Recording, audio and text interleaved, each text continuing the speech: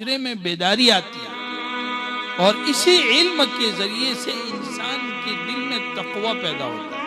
قرآن یہی کہہ رہا ہے یا ایھا الذین آمنوا اتقوا اللہ حق تقاتہ، کہ ایمان والو اللہ سے جیسا ڈرنا چاہیے ویسا ڈرو، ولا تموتن الا وانتم مسلمون، اور اس تقوی کی بنیاد پر تمہارے اندر یہ صفت آنی چاہیے کہ تمہاری موت مسلمان ہونے کی حالت میں اسلام پر آج ہم مومن تو ہیں لیکن ہمارے اندر برائیاں پھیلی ہوئی ہیں، معاشرے کی تمام برائیاں ہم دیکھ رہے ہیں ہمارے معاشرے میں پائی جاتی ہیں۔ تو علم کے ذریعے سے انسان کے دل میں تقوی آتی ہے، اور تقوی کیا ہے؟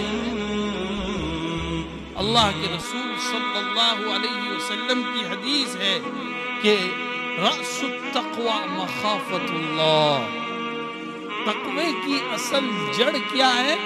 اللہ کا خوف۔ یہ علم کے ذریعے سے انسان کے دل میں پیدا ہو، جب اللہ کا خوف آئے گا تو میرے عزیز دوستو بزرگو ہمارے معاشرے سے برائیاں ختم ہو جائیں گی۔ اور یہ خوف کیسے پیدا ہوگا؟ یہ تقوی ہمارے معاشرے میں کیسے عام ہوگا؟ یہ علم کی روشنی سے آئے، علم کے ذریعے سے آئے۔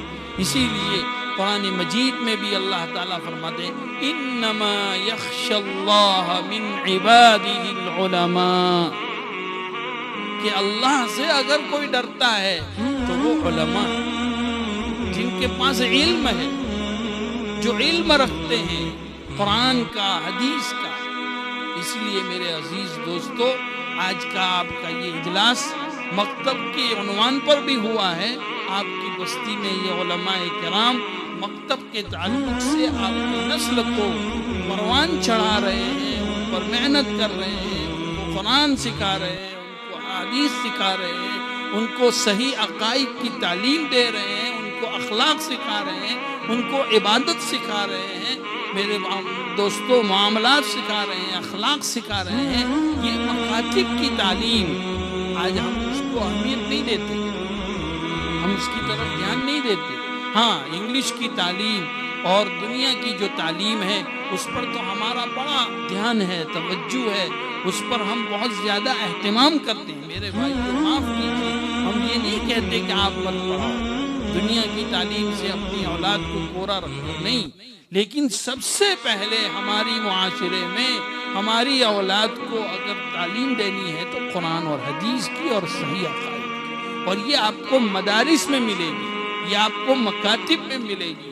سب سے پہلا مکتب ہے، اور مکتب کے بعد ہم اپنے بچوں کو مدارس میں ملیں گے۔ جب یہ بچے یہاں جائیں گے تو قرآن صحیح پڑھنا سیکھیں گے۔ آج ہمارے معاشرے میں دیکھو قرآن پڑھنا نہیں آتا،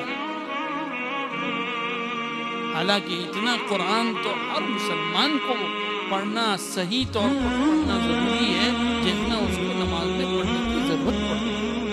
اگر اتنا بھی اس نے نہیں سیکھا تو اس کی نماز درست نہیں ہوگی۔ تو اس لیے ہم اپنے بچوں کو قرآن سکھائیں۔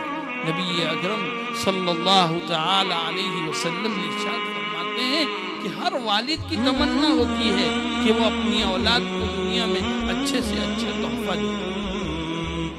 تو اولاد کے حق میں والدین کا سب سے قیمتی تحفہ ہے اس کو قرآن کی تعلیم دینا، اس کو اچھا ادب سکھانا، اس کو ادب کی اور اخلاق کی تعلیم دینا۔ یہ آپ کو مکاتب میں علماء کرام آپ کی بستی میں ہیں، وہ محنت کر رہے ہیں، وہ آپ کو جو ہے ترغیب دے رہے ہیں، آپ کے بچوں کے پیچھے اپنا وقت دے رہے ہیں۔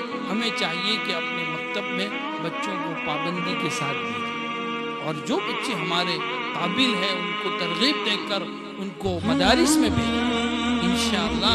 پھر جو آج ہم سنتے چلے آ رہے ہیں کہ ہمارے معاشرے میں ایسی برائیاں پھیلی ہوئی ہے اور ایسے واقعات پیدا ہو رہے ہیں، میرے دوستو علم آئے گا، روشنی آئے گی، جہالت ختم ہوگی تو انشاءاللہ یہ باتیں ہمارے معاشرے سے ختم ہو جائیں۔